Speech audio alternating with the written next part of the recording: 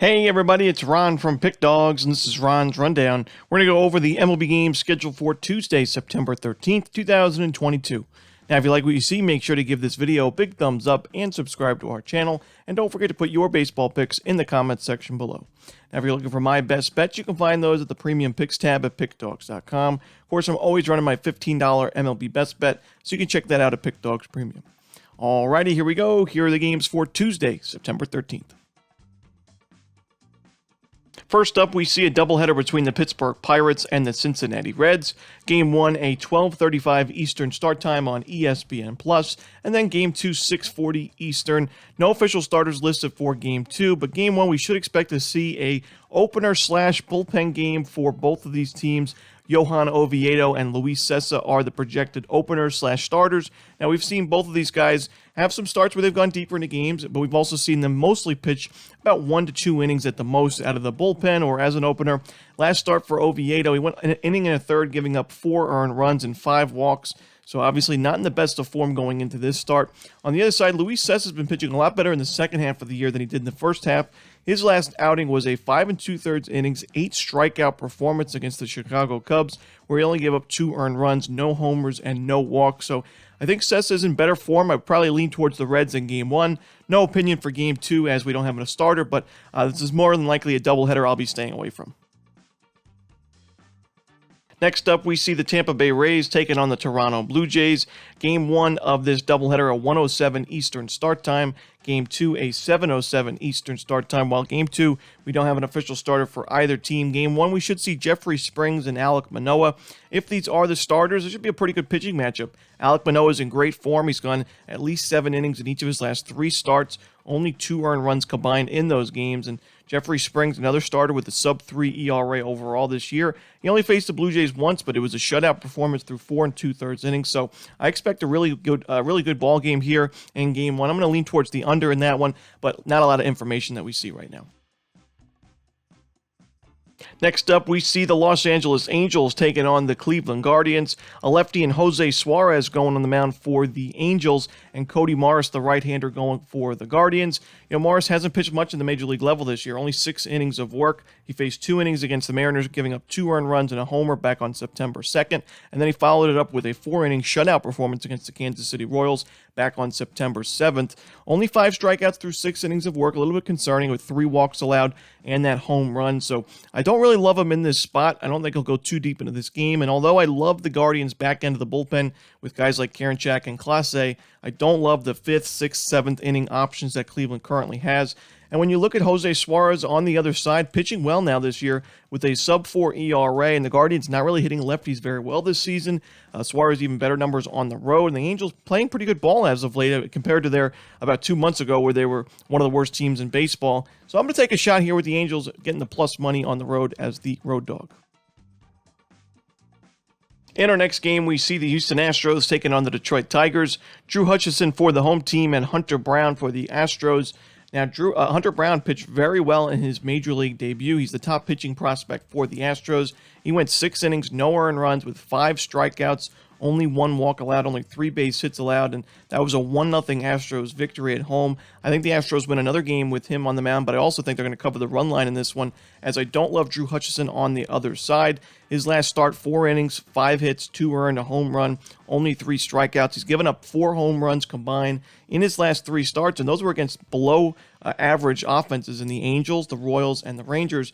Now you're taking on the Houston Astros. I know they're on the road. I know they're facing a righty, which they have better numbers against lefties, but I still think the Astros will be able to get to Hutchison, a starter that doesn't earn a lot of strikeouts. The Astros don't strike out much as a team against righties, so I think this is a good spot for the Astros offense. Hunter Brown facing the weakest lineup in baseball in the Detroit Tigers, especially against right-handed pitching, so give me the Houston Astros on the run line.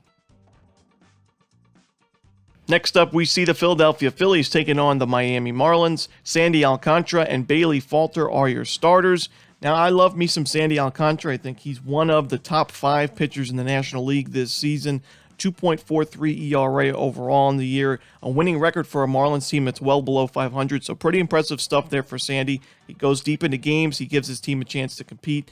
However, I just don't think the Marlins should be favored in any game against a competitive team like the Philadelphia Phillies, whether they're at home or on the road, whether they have Sandy on the mound or not. I just don't see the value in taking Miami at that minus 130, minus 140 price that we currently see them at, especially when you see that the Philadelphia Phillies have faced Sandy quite a bit this year, and they've had pretty good success against them in the last few starts, including the last one he faced against the Phillies. Now it did end up being a Marlins win. It went 6 innings, but he gave up 3 earned runs, 5 total runs, 8 base hits, a home run. So we've seen the last few starts, Sandy's been getting hit by the Phillies. The previous start to that one back on August 10th against Philadelphia, 7 2/3 innings, but he gave up 4 earned runs. He gave up 8 base hits. He only had 4 strikeouts. That was a Phillies win, 4-3 final score. And the Marlins are facing a lefty here in Bailey Falter, who's got better numbers on the road.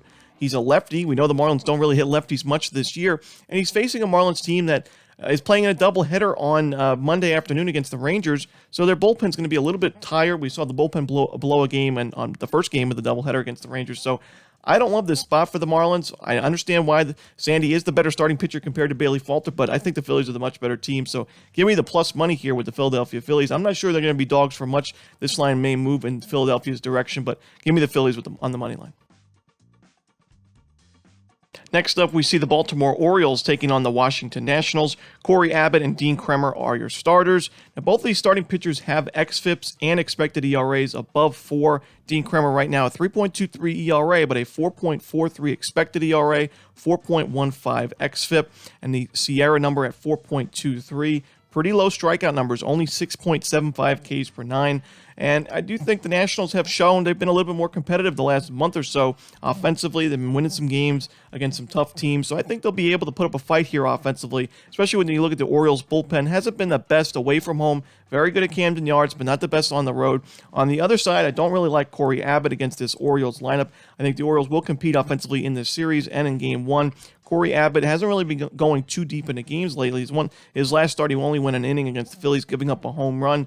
And overall, his strikeout numbers aren't there. The home runs already allowed 8 home runs in 32 innings pitched. So I do think the Orioles will get to him early. Give me the over in this Orioles Nationals ballgame. Next up, we see the Chicago Cubs taking on the New York Mets. We're going to see Adrian Sampson and Jacob deGrom as your projected starters. Now, I was looking at this game. Obviously, the Mets are minus 390 right now on the money line. They may rise to over minus 400. So there is not a lot of value here. I can't take the money line, even laying the run line. You're laying minus 150 plus odds, which is never a really good thing to do, especially with the home team. So, this is the type of game where I'm going to be staying away from. I just don't think there's a lot of value. You could lean towards the under, but, how much do I trust the Chicago Cubs bullpen? I don't really trust Adrian Sampson that much either, so this total is really, really low. I don't even think there's value on the under, so I'd rather just take the New York Mets on the run line, maybe throw it in a couple parlays. I'm not really a parlay guy myself, but it wouldn't be a bad idea. I do think DeGrom's going to pitch really well in this game. I don't love Adrian Sampson. I don't love the Chicago Cubs bullpen. So I do think the Mets will win and win pretty convincingly in the end. So I'll lean towards the minus 1.5 runs with the New York Mets. It's the Kansas City Royals and the Minnesota Twins. Kris Bubic and Joe Ryan are your starters. Now, I understand why the Twins are favored here, but I do think there's some value with the road dog here in the Kansas City Royals. I'm leaning towards them plus the 1.5 runs and maybe a little bit sprinkle on the money line. As when you look at Joe Ryan, his last 2 starts, 9 innings, 9 earned runs, 3 home runs. And one of those starts was at home where we've known Joe Ryan to be a better pitcher at Target Field, but he went 5 innings, 8 hits, 5 earned, 2 homers against the Red Sox at home back on August 31st. His most recent start was against the Yankees, wasn't much better. Now, he's faced the Royals a few times. He's had success against Kansas City so far this year, but the last start he faced them in was definitely the weaker of the 3 so far. 5 1/3 innings, 6 hits, 2 earned, a home run in that game. The Twins did go on to win that game, but I still think Kris Bubic is good enough to keep the Royals in this game. When you look at the Minnesota Twins offensively, against lefties, they haven't done too much. They're ranked 20th in team OPS in the last 30 days. The isolated power number is just a little bit better at 16th, but the strikeout numbers, 23.6%, is inside the top 15 for the highest strikeout rates as a team. Kris Bubic's last start, 6 1/3, 3 earned runs. It's a quality start, and that makes it back-to-back quality starts for Bubic. And one of those games, he faced the tough White Sox lineup that's been crushing lefties right now. So I think Bubic is good enough here. I'm going to take the Kansas City Royals plus 1.5 runs in this one. Next up, we see the St. Louis Cardinals taking on the Milwaukee Brewers. Jordan Montgomery going for the Cards. No official starter on the other side for Milwaukee, so no official lineout for this game. But Jordan Montgomery loves pitching at home. He liked pitching at Yankee Stadium for some reason, and he likes pitching at Busch Stadium so far. He's 6-0 in his home starts this year with a 3.02 ERA, and his last 2 home starts at Busch Stadium with the Cardinals, 12 2/3 innings, only 1 earned run allowed with 10 strikeouts. He's facing a Brewers lineup that has the highest strikeout rate against lefties in the last month at 29.6%. The team OPS is ranked 27th in the league in that stretch. The isolated power numbers a little bit better, but not by too much. So I do think that Jordan Montgomery has a big advantage in this game. I don't love what I've seen from the Brewers in the second half of the season. Cardinals kind of extended their division lead, and they play so well at home, while the Brewers don't really play very well on the road. They actually have a below 500 record, while the Cardinals 47-24 in their home games at Busch Stadium. Give me the St. Louis Cardinals on the money line in this one. Next up, we see an AL West matchup between the Oakland Athletics and the Texas Rangers.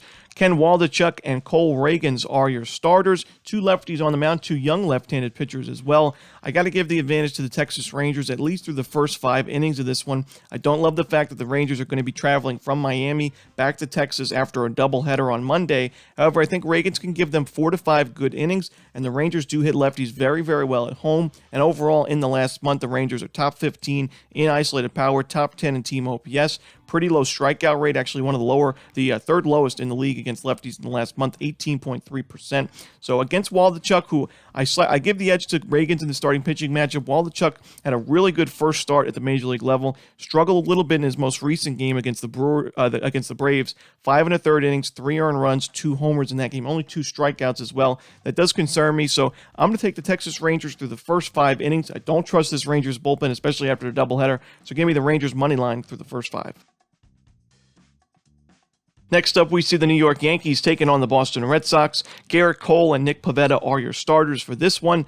Now, Garrett Cole's had mixed results against the Red Sox in his time with the Yankees, including where he struggled in that AL wildcard game last year in Fenway Park, opening day of this season, and a few other starts as well in this rivalry. But the last start he had against the Red Sox, he kind of got some revenge on them. It was a 7-inning performance, 2 earned runs, and 12 strikeouts in that game. That was a 13-2 Yankees victory, and I do think Cole will be good enough here for the Yankees to win this game. I'll lay a little bit on the run line as well. When you look at Nick Pivetta, I don't really trust him at Fenway Park, and I don't love when he's facing the Yankees, as the last 2 starts he faced the Yankees, one start was at Fenway Park, the other one was at Yankee Stadium. He went 7 2/3 innings combined, giving up 15 base hits, 13 earned runs, 4 home runs in that stretch. I just can't trust him in this one. Give me the New York Yankees on the money line.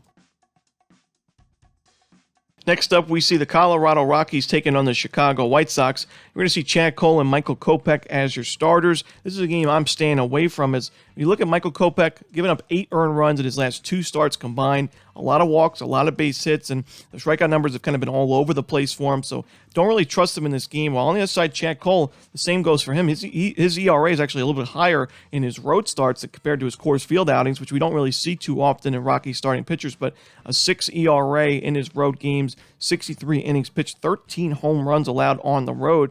And his last start against the Brewers, 5 earned runs and 2 homers allowed. So you could think maybe take the over in this game if you don't really trust these starting pitchers, but I don't like either of these lineups too much, especially the Rockies when they're facing a righty on the road. Their numbers have been miserable in the last 30 days. In 330 plate appearances, they're dead last in road team OPS against righties, a 520 team OPS in that stretch, and they're dead last in isolated power. While the White Sox numbers against righties have not been nearly as good as when you compare it against lefties, their isolated power in the last month overall, home and road games, about 860 plate appearances, dead last in isolated power. So I'm going to take the Chicago White Sox in a lean here. I trust their bullpen and lineup just a little bit more, but a game, like I said, I'm not rushing to the window for. Next up, we see the Los Angeles Dodgers taking on the Arizona Diamondbacks. We're going to see Merrill Kelly and Clayton Kershaw on the mound for this game. Now, I mentioned yesterday the Diamondbacks' numbers against lefties haven't been the best in the last month, so I do think Kershaw has a solid outing in this one. And when you look at Merrill Kelly's last 3 games, he's given up 4 home runs combined. His last start against the Padres, he gave up 3 home runs, 4 earned runs in that game. And now you're facing the Dodgers, who are number 1 in both team OPS and isolated power against righties in the last 30 days, and really they've been one of the stronger lineups against right-handers this entire season. So I don't love that for Kelly. I do think the Dodgers win this game pretty convincingly. I trust their bullpen a lot more as well. So give me the Los Angeles Dodgers laying the 1.5 runs on the road. Next up, we see the Seattle Mariners taking on the San Diego Padres. It should be a really fun series. We have a nice pitching matchup here with Yu Darvish and George Kirby on the mound.